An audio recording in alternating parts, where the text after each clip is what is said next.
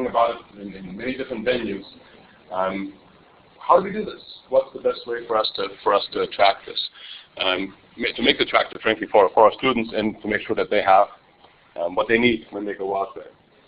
So I'm hoping to develop curricular strategies for where and how to teach the cloud, and cloud computing, again, is very, very pervasive these days. So let's talk about cloud, because the term gets thrown around a lot. Where is it? What does it mean? First, anybody have a Gmail account or anything along those lines? Okay, obviously that email is no longer being downloaded to a client. You're basically getting access to it online through your browser, which means it never really, until you actually go there with your browser, it never really hits your computer. It stays in the cloud. It's stored there for you. Backup. Anyone use a service such as Carbonite or something along those lines, which hopefully will then take your data that's on your desktop and transparently, for most of us, back your files up to a cloud-based server. Hopefully in an encrypted way, so that things, once they're out there, aren't going to be easily accessible. And then, of course, anybody use Google Docs? Okay, so here's the collaboration. By the way, who has not heard of Google Docs? Everybody familiar? Okay. So now we have applications, okay, what's also known as SaaS, or software as a service. We are, allowing our data to be stored and processed away from our PCs. So what that does is it's a paradigm shift, right? Sometimes I think the PC was a setback for our industry, in that because we wanted something personal, forced ourselves to store our data at the same place where we process it. And for those of us who are old enough, we go back to, well, there were the mainframes, and then but the data was separate, right? Which means you could have multiple computers that could access that separately stored data. With a PC, we limited ourselves. So then, fortunately, there came the internet, and we then figured out, oh, we can, now make these connections. We have a reliable internet connection most of the time. So now it's no longer necessary to store locally, even though most of us still synchronize with the cloud. Anybody have Google Drive? Anybody use Google Drive or SkyDrive along those lines? Okay. So we're going back and forth with that as well. So we're thinking about data differently. Of course, all of us are worried about that data, right? So even I tell my students, many of them are afraid of the cloud. So, well, shouldn't you be much more worried about the data on your hard drive? Since most of you guys really don't back up your hard drives very much at all, shouldn't you be much more comfortable having it stored someplace else? So the idea of losing data, once our students go through the process, then becomes, okay, well, how do I protect it? And that's where the cloud comes in. But it's a paradigm shift, right? We're no longer looking at our small devices. We may be synchronizing, but it's all stored in another location. Now, assuming you guys are file, let me ask. You guys are all instructors, most of you, okay? Who believes that most of our students do a good job at file management? Okay, all right. Now, will the cloud make that more difficult, or will it make it easier? It's an interesting question, but we don't teach our students to manage files in the cloud. So is that one of the pieces of curriculum that we need to take a look at? And so that's what I'd like to discover. Do you want the discussion now? Sure. How about it? Well, okay, just by way of introduction, I don't teach cloud computing per se, but I run something called Cloud Camp, and we've organized about 350 unconferences around the world in about 100 cities, with about 50,000 attendees total. And I discuss cloud computing all the time. It's my livelihood, basically, to talk about it. One thing that I think you're just dead on is in bringing up storage first is that it's sort of like the stepbrother or whatever that doesn't get talked about much, but is incredibly important. Because everyone wants to talk about startups and compute and your code and all that kind of stuff. But there's just as much or even more of the storage. And what's great about it is it's less complicated. if you think about it, because to take files and put them up into storage, you don't have to change the files or do anything really to them. You just have to be able to manage the fact that it's now in maybe multiple places, which is can be a problem. But you don't have to do a whole lot of complex things to that file before you put it in the storage. Right. So it's a great place to start talking about cloud computing without having to address all the other issues around programming languages or all this other stuff. Well, I try to go back to, this is called the information age. It's not called the hardware age. It's not called the computing age. So the focus needs to be on that data, and then eventually what we do with it. But up until we have it, and we have it securely stored, and we know where it is. And I hope I'm not talking about any of you, but going back to the students I teach, most of them don't really organize their data terribly well, which means the concept of a subfolder or subdirectory, for some of us have been around for a long time. So many of them is relatively foreign, unless there's an application that creates it for them. They just don't, which means they're not terribly adept at handling data. The cloud may help. So, but how do we get that across? Where do we need to focus on making students better consumers, I guess, of that data, along with everything else? A little bit more public cloud, basically like a Google Docs, I guess. Google Drive would probably be pretty good. It's kind of funny. I came from a Microsoft lecture just from the past session. What's the private cloud? Anybody? Yeah, well, not quite, but Microsoft basically says the servers that you've had all along. Okay, which frankly to me is a bit of a stretch, because most people would say the private cloud is a cloud that a company puts together for its own private use. Meaning, if your college, your university has file storage online available for you that you can access remotely from multiple places, that would be a private cloud to that institution. Okay, so don't go with Microsoft's definition there. I was rather set it back by that. Virtual private clouds?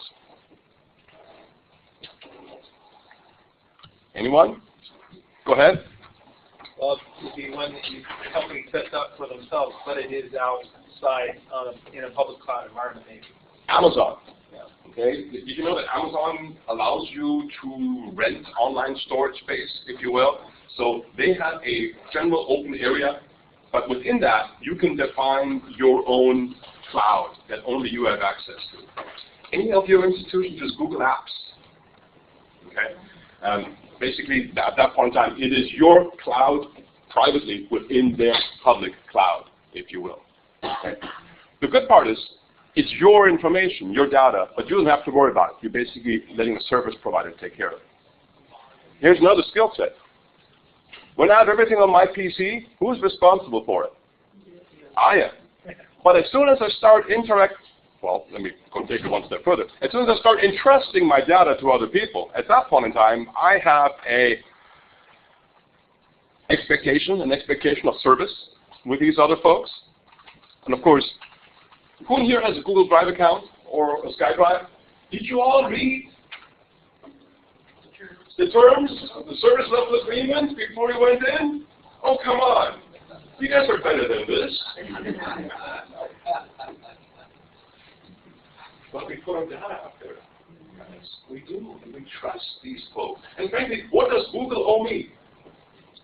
Nothing. Nothing whatsoever. I mean, can I sue Google and say, you guys failed to, protect my data? And Google's like, let's talk about your data here for a second. At least Microsoft's good with that one. SkyDrive? They don't touch. You put it up there, it's yours. Whereas Google makes no bones if you read the service level agreement that they will farm your data and help it build your profile online. Yes, one thing Microsoft does not do yet, in my opinion, but at this point in time they don't. Okay. Hybrid clouds, combinations of multiple, so throwing that in as well. So as we teach cloud, how much of it do we have to teach? Because there's two sides to this, in my opinion.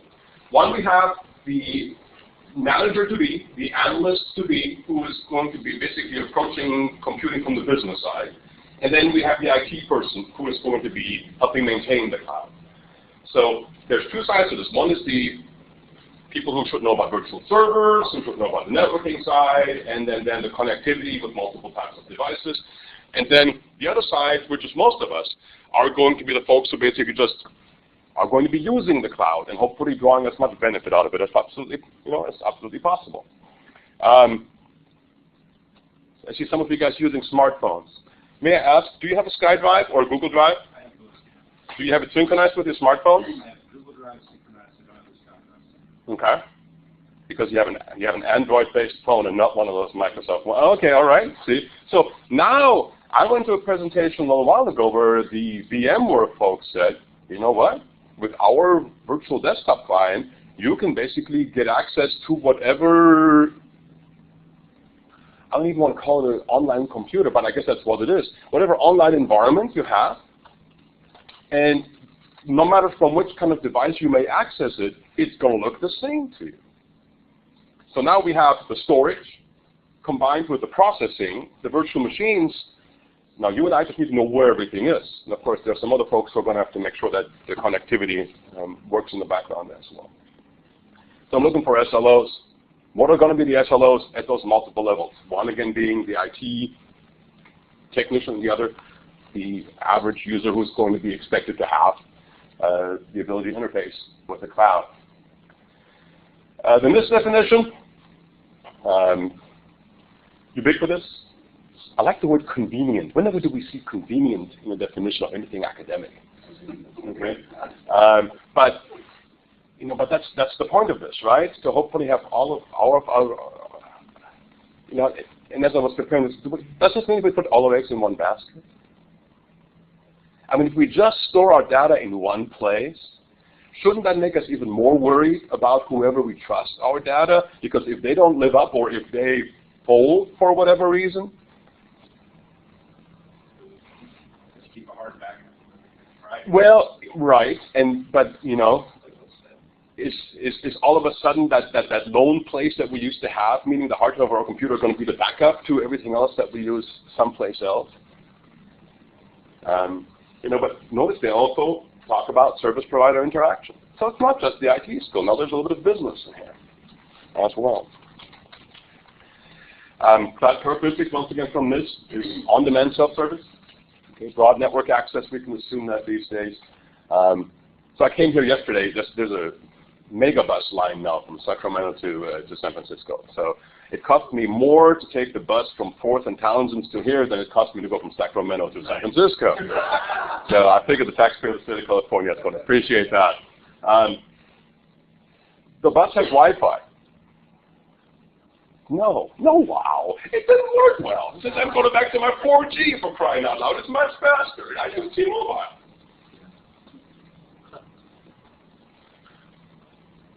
And so we have access. When was the last time you didn't have access? Right? You trying to do Wi-Fi? Is your 4G not working? Wi-Fi is not working in here? It's working for me. It's in and out. It's in and out, huh? I haven't been able to get on all day. Oh, wow. Okay. That's pretty funny. I wonder about your discussion about cloud computing. If you don't match that with a viable mobile structure, which the school hasn't invested in. Most of those schools haven't done that yet. Most institutions, I don't know if it's going to happen. And that's once again where our students need to be, I guess, informed consumers of how do I get access to this data? Because if I do put all my eggs in that basket, I need to be able to get to it, don't I? Right. Unless I want to synchronize locally.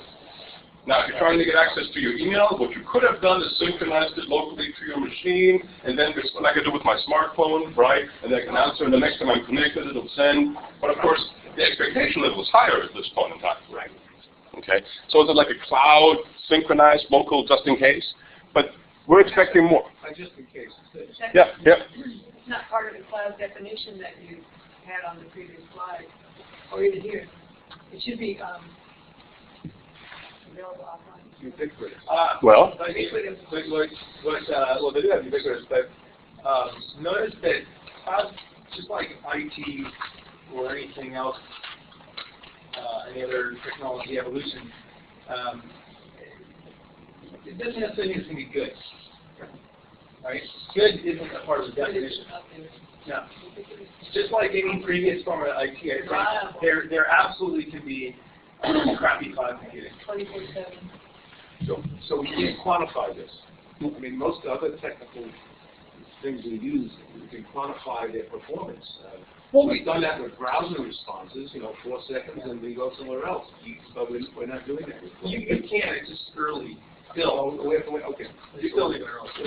You have service level agreements, which once again most of our students aren't familiar with. So when you are with a company, let's say you have even internally, if I'm Intel and I've got my internal IT organization that helps me do my business, I've got what they call 5 nines worth of uptime. It means I'm up 99.999%, which I think is 5 hours in a year that I can be down restarting my server or something along those lines. Okay, but you're right, when you're dealing with service providers, which none of us can really build our own complete private cloud, you're having to deal with that at one level or another. But it's a good point. What's the level of ubiquitous that we're willing to accept, or the lack thereof, at this point in time? By the way, if you want to, just for a second, if you can go back, so this one, so I spent a lot of time explaining cloud computing too, and I have a particular issue with this one. Notice how you kind of skipped over it. Go ahead. It's not easy to explain this one, I find.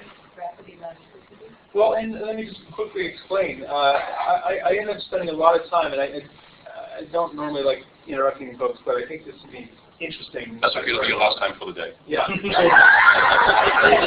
I will accept that. But this particular one, I've spent a ton of time. I've literally given hundreds of presentations on this slide. Okay, literally, I'm not joking. And the reason why is because it has fundamental problems. And it's all back to measurement.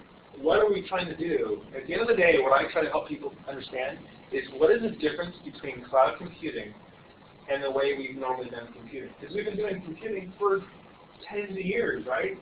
Longer for some of us. I think part of it's nomenclature, and I'll get to it actually in just a second, where, for example, one of the standards that are out there, one of the companies associate cloud and virtualization and kind of say, well, you have to have one and the other to kind of go hand in hand. And I don't necessarily agree with that either. I agree. And I'll just share with you real quick that the problem with this one is that,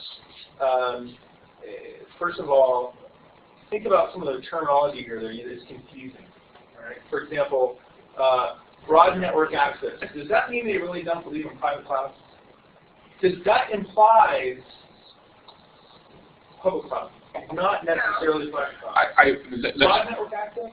Broad could be broad across your infrastructure, your own private infrastructure also. So why broad? Broadband. But why broad at all? Well, see, I think broad in this case, what they're talking about, and this is from a networking guy's perspective, is that multiple ways, multiple devices and multiple ways of getting to it. Meaning, if I have Wi-Fi, I can use Wi-Fi. If I have 3G.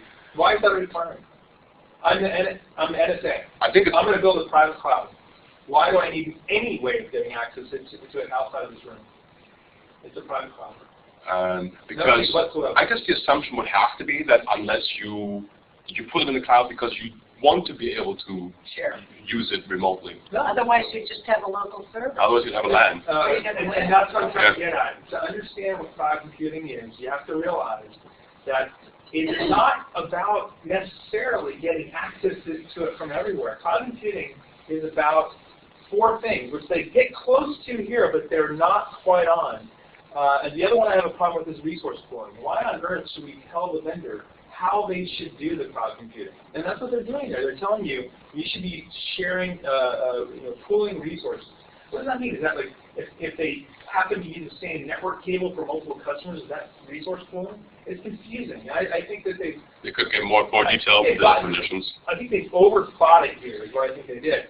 And the answer, just to share you what I think the answer is, first of all, it comes down to how do you understand the difference between old computing, the way we've done it for years, and the way what cloud computing is. What is fundamentally different? And it comes down to 4 things, and they're close. And the first is and this is the problem they have, is they put on-demand and self-service together. All right, there's lots and lots of cloud vendors out there that are self-service and not on-demand. In other words, you got to call them in order to sign up for an account. If I can't trust the vendor to automate their business so I can sign up online, why should I trust them to help me automate my business? I hear you to an extent. Let me go ahead and move through this. Sure. Because you're right, there needs to be both sides. But then I wouldn't buy a car either that has certain properties. So but again, I guess this gets to what the students need to know as they deal with this. And by the way, real quickly, in the defense of NIST, I did bring up the broader, so I took the subheads rather than all the details, because I figured I wouldn't put a whole lot of stuff on a slide that nobody can read in the back of the room. So, so there is more information if you want to download that one from NIST. CompTIA looks at cloud from a different perspective.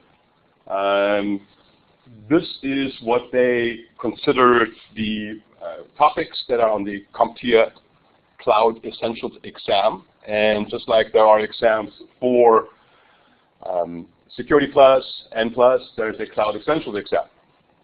And we can probably agree or disagree what should be on there, but it needs to be a basis of a discussion as to what we should be teaching.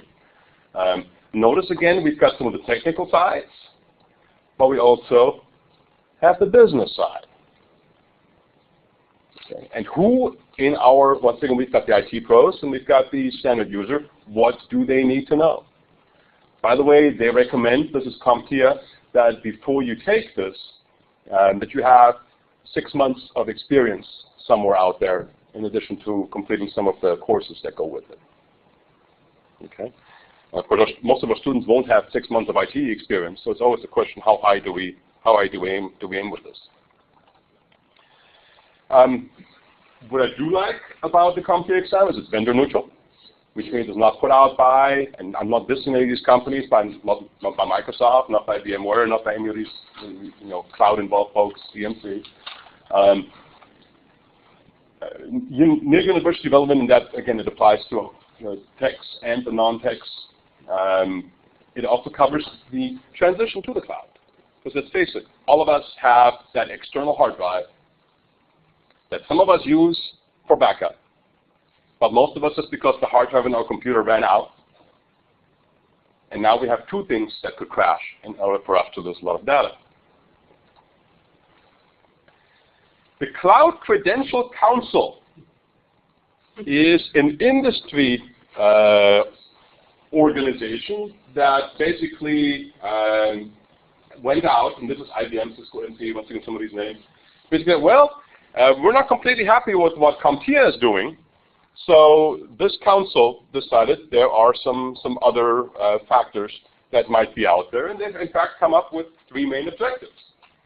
The first one says, well, it'd be nice to be global. Okay. And I heard an interesting number today. A very high percentage of community college students in California, community college students in the country are in California. I guess we have a really high penetration rate in California, which I wasn't aware of up until this morning as well. So we tend to think California-centric very often. I think that's foolish because the world has become such a smaller place. And goodness, if we're dealing with anything, then it's with the cloud. I mean, when I upload my data to Google, I have no idea where it sits. When Carbonite backs up my files, it could be in Malaysia for all I know. I mean, they're encrypted, so I'm not too worried about it. But that should certainly be a factor. It should act as a knowledge aggregation platform, I love the terminology, for cloud practitioners. And hopefully people should know how to get the message across when it comes to training as well. So those are the objectives for the certifications. And I like this slide. Take a look at that. I'm sorry, it's a little bit small maybe for the folks in the back. But basically what they have done when it comes to the cloud is differentiated 6 different groups of folks who have a stake in this. Starting again with the user. Okay. And to an extent, maybe tech support. But then we've got the folks who make sure that we can pool those resources. The folks who make sure that we can interface with whatever devices that we want to interface. The folks who, when I make the phone call, I send the message, because of my service level agreement, this should be taken care of. The one that I read, the one I'm actually paying for, with maybe a virtual private cloud provider. Somebody who is going to be backing up and making sure all that works. And then, yeah, we've got the security folks and the lawyers, of course, involved in that one as well. Now, at the community college level, I know this is not solely community college. At the community college level, the more interesting pieces, I think, to us are going to be right here, and maybe right here.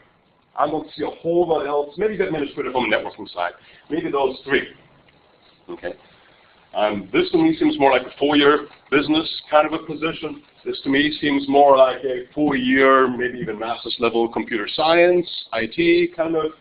And this one right here is almost law school, maybe on the security side, maybe a bachelor's degree as well. So for us at the community college, these three would be a matter of focus.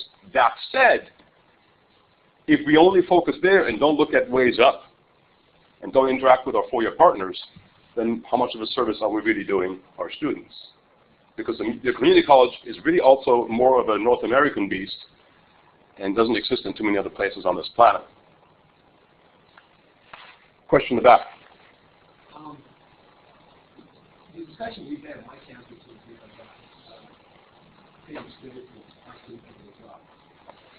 And students immediately, the associate level, when you've outlined there, would be more job positions, I'm understanding for the purpose. Would be more what, I'm sorry? There would be more job positions available at the associate level, I think that's why there, as opposed to on the professional level. It seems like there's an awful lot of associate levels out there, a very small amount of the professional level.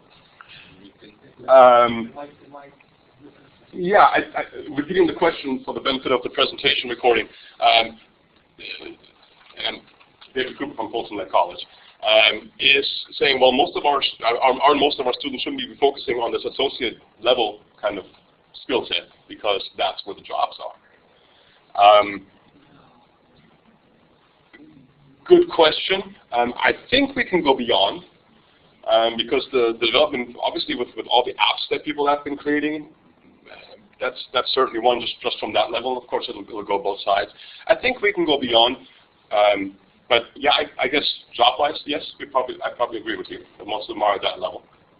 Please. Is in your understanding, is the associate level one more an understanding, whereas the developer and the administrator one do require some specific product knowledge? This is the analyst I was talking about. So basically, the person who is the business person, if you will. So this is the cloud user. Can be a salesperson, really. Could be a salesperson, yeah. Servicing customers. Maybe to an extent, tech support. Yeah. Okay, but that's the cloud user. Whereas out there, those are the folks who are the IT folks. So again, this is not mine. This is the Confidential Counsel. They basically said, okay, this is the average Joe business person who needs to know how to use it, and the other folks up above. That's pretty good. One thing I don't see up there that could be added is more on data. I don't see anything. That's true. There's really no data focus in that regard. Science or data analysis or something like that. On the other hand, is that purely a cloud skill or is that a general IT skill? And that's why it comes under administrator. Anywhere on here, yeah. Now, there's also been a company called ITpreneurs, out of based in the Netherlands, that's been doing a lot of work with CompTIA, and they came up with 4 skill sets that add up to roughly 3.5 days worth of work to be able to get people familiar with the cloud. But notice, here's the cloud and virtualization mix. Who in here, please be frank, we're among educators, who in here has a firm grasp of what virtualization is? Okay, so there's about 4.5 of us. Okay, do we think an average cloud user needs to know what virtualization is? No. Is virtualization required to be able to run a cloud? No. So it's kind of an interesting one. I don't know why they will put these two things together, except they're both becoming popular and growing at the same time.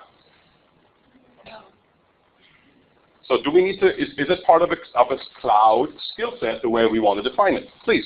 I think from an administrator standpoint, if we're looking at somebody that's going to be the people in charge of administering the systems that are going to house all these cloud capabilities, it very much needs to be understood from both perspectives because so like these folks right here. The folks up there, it needs to be the mix. The user, no, the user doesn't have to know anything about it, but the IT folks, yes, because we have to keep doing more with less, and virtualization is one option, one very big option to help us do that. So we're better utilizing our systems and able to better support a variety of workload on a single box. Let me quickly explain virtualization for those of you who may not be familiar. We are used to running one operating system on one computer, meaning we are running Windows, or we're running Macintosh, or we're running Linux, or we're running Android. Okay. What virtualization allows people to do is have one hardware box, one device, and run multiple operating systems on that one same hardware device. At the same time. At the same time. Okay. So servers do multiple things. And servers are, these days, modern servers can do multiple tasks. Even the wireless router that you have at home, that have your wireless network, that device actually does like 7 or 8 different things that you take advantage of on a daily basis. It handles IP addresses, it guides you to DNS servers, it does all kinds of things. Well, guess what? Would you all agree that a server can typically be more efficient at doing one role and be configured for that rather than one server doing multiple different roles? What you can do with virtualization, you can set up multiple different servers, each of them specialized to their own tasks, taking only the resources that they need out of one big box. So on one physical device, you are sharing the resources that that device has. So whereas 10 years ago, I would have bought 10 different servers for my organization, today I might buy 2 and have a bunch of virtual servers running on those physical servers. Okay. Again, that's a networking kind of skill. Average Joe and Joanne don't need to know that. I think. And I would add on to that exactly what you said, plus the fact that when you virtualize your systems, the problem is when we have a whole bunch of different services all running on the same single server, they tend to trip over each other and kill each other off the time, yep. Which we don't like so much. When we have a whole bunch of separate servers all on a single piece of hardware, we can segregate those services and keep them from trashing each other. Yep. So and it keeps them kind of apart in that regard. Yeah. Let me quickly show you some of these. I was going to say, one thing if you're going to talk about virtualization in context of cloud computing, to help people understand the difference between what we've had for a while and cloud computing, sometimes I think it helps to explain why is cloud computing only in the last few years a term when a lot of cloud computing concepts have been around for a long time. And I'll tell you, one thing that it comes down to is cloud computing didn't get exciting until Google Docs. Well. And I'll explain it, because prior to virtualization, we only had software as a service, and we had web APIs, which are 2 types of cloud computing. Those are both cloud types of cloud computing. You know what? I'm going to put those as a timely coincidence. Well, let me just finish the sentence so you can make it all right, okay. Those have been around since those 90s, right? But what's different about cloud computing is with software as a service and web APIs, you get to use somebody else's cloud. You're using somebody else's ideas. They wrote some code, some application, and you get to use it. The reason why cloud computing became exciting is because in 2006, when infrastructure as a service came about, all of a sudden you could take your idea and put your code in the cloud. It did not exist before then. And all of a sudden, boom, everyone is now empowered to build a cloud service and only charge $10, whatever per week or whatever. Yeah. And that it exploded because now all of a sudden everybody had access to that power, which is the credit card. Before that, you had to go buy and set up all your servers. So virtualization was very important in unleashing the innovation that came when the cost dropped. It certainly made it cheaper. Yes, that much I'll agree with you on for sure. Yes, sir. But don't you think it was really software applications that really kind of really catapulted virtualization? Because I'm an Apple user, but I have to teach Windows. And that was sort of That sounds like such a terrible thing to you. I know. It's how I make my living. But it's true. I mean, that's what I noticed. I mean, I'm not denying what you said, but it seemed to me, because I've been using virtual products for years, and then all of a sudden, when the popularity of the Mac came in, people go, oh, but I need either boot camp or I need, VMware Fusion or something, because I don't have Microsoft Access, or I don't have this. So that's what I noticed, is that the popularity sometimes of the hardware or the platform or the OS seem to have spurned the virtualization. Let me piggyback on that. And then the server thing that she was. Right, but that is well. It's around for a long time. It's not really. Right, it has been a long time, but you were talking about what really catapulted it, and I think it was partially the possibility of certain hardware and software. Let me piggyback upon it. I had a friend of mine when Vista first came out asked me, Marcus, is Vista going to be the last operating system that Microsoft puts out? And it's just like, no, but this friend is one of the smartest people I know. Economist, ABD. It's like, why would Gene be asking this question? And of course, Microsoft has since put out other operating systems. But what he saw at the time was, why don't we just, nobody cares about the operating system.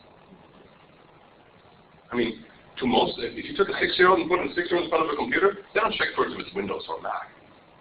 They say, okay, what do I click to get this thing started, and then we go from there. Now where do I start? Okay. Yeah, okay. Yeah, where do I finish? Yes, there you go. Yes.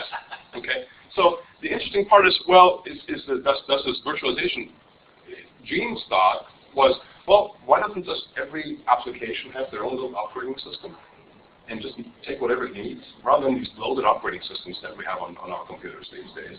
But again, that required it was on our computer. Guess where it was in the cloud? Do we really care? And the answer is, do I know if the application that I'm going to run in the cloud is running on a Linux box, or on a Windows box, or on the Mac? I don't know, and frankly, can I probably tell the nuances? To an extent, I probably can. On the other hand, I need to get the job done. Do I really care?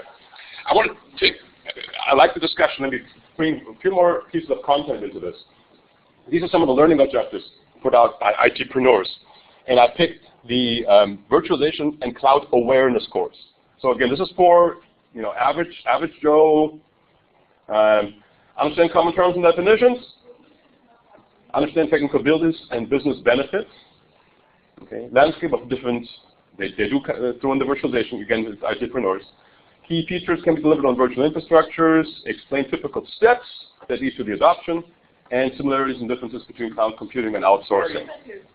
Okay. Yeah, this is very infrastructure as a service centric, which is fine. It's a very important part of cloud computing, but it's to me almost not detailed enough. I guess I'd almost rather go back to the CompTIA definitions, but just to throw that out there. But some to look at. Okay, should this be enough? You were saying. Well, I just think they're mixing apples and oranges. And there's virtualization and there's cloud computing, and they've got it all mixed together there. And it'd be much clearer for people to separate them. And then you could talk about the interface where they come together, but they could be taught separately and should be taught separately. Yeah, I'm thinking so as well. Well, it depends on what they're trying to leverage from a marketing standpoint. Well, and also, and each company's going to approach it a little bit differently depending upon their service or offering and what they're trying to highlight, what they're trying to get out of it. Well, we're trying to go from throw operating systems in there too. Well, and we're trying to go from the general user, right? And we're trying to go at this point in time for this is the awareness. This is the general. Does the general user need to know about virtualization? And my point is probably not. Okay. What I don't see listed so far is the 3 types of cloud computing. I would say 4, but usually people talk about the 3 major types of. There's a pyramid. There's different ways of doing it. But I don't see that mentioned yet. Okay. Let me finish. Let me get there. Okay. What was that? Maybe that's under cloud essentials.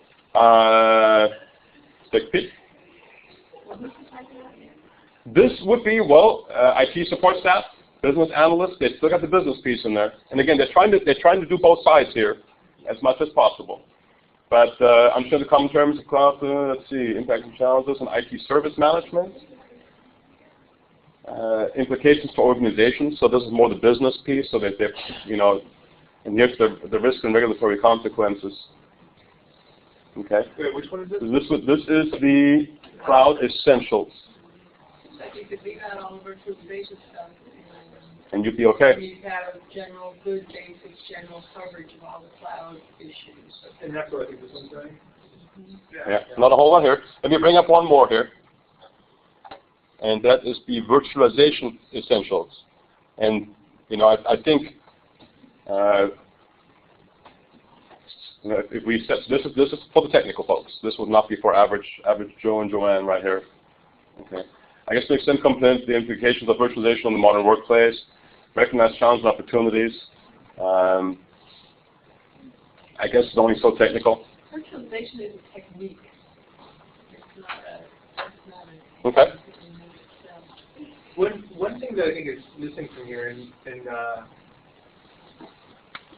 you may disagree, so that's fine.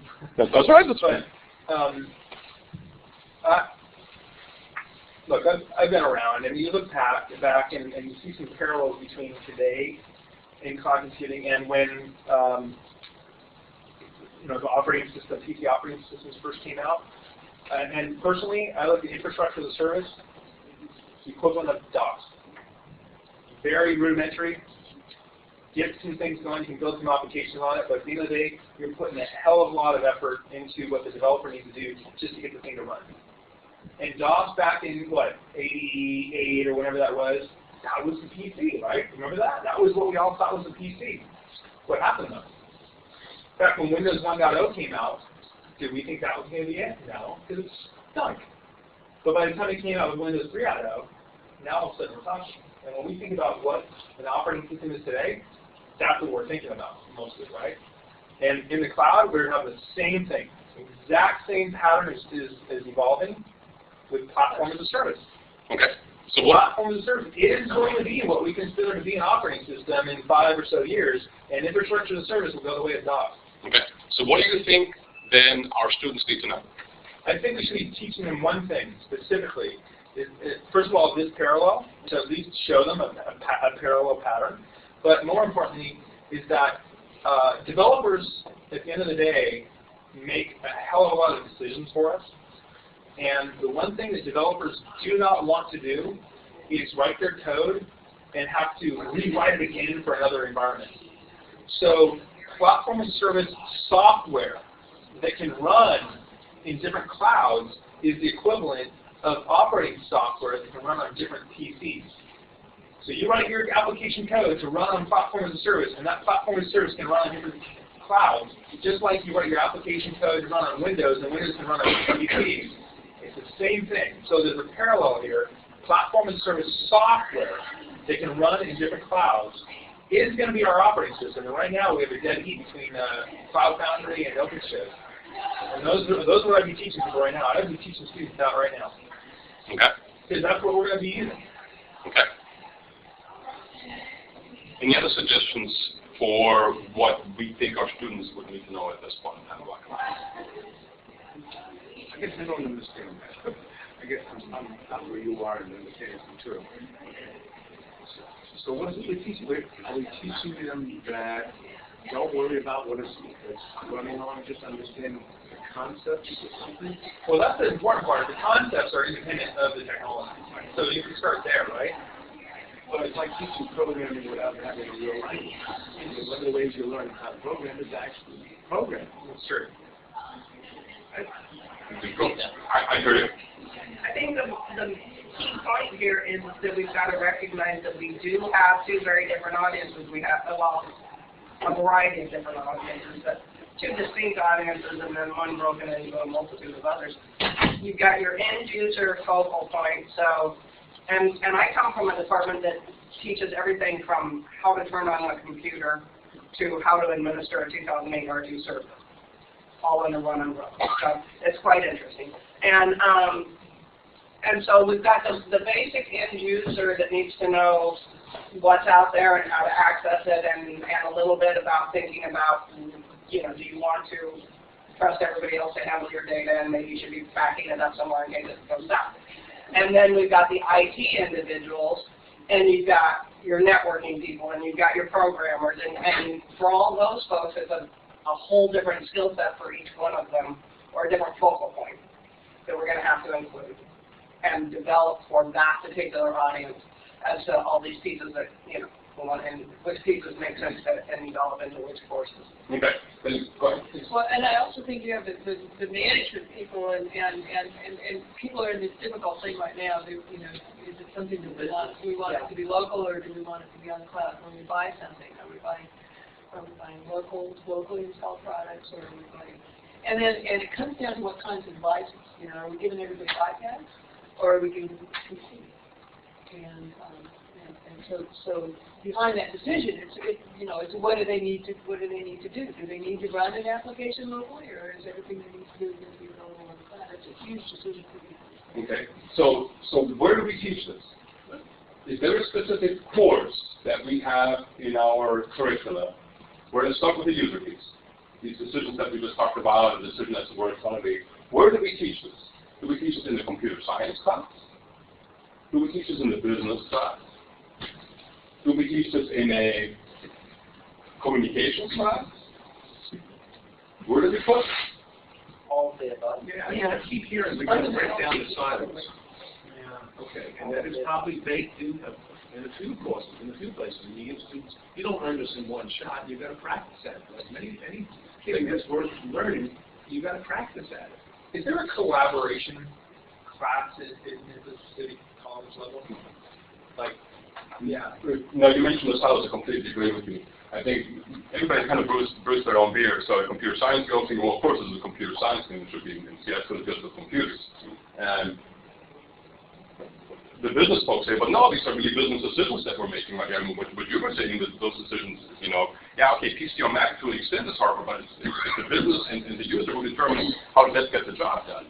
So, where do we put this? And everyone's making those decisions now. We set up computer science departments when computers were like over here, and now technology is ubiquitous, and so it becomes crazy.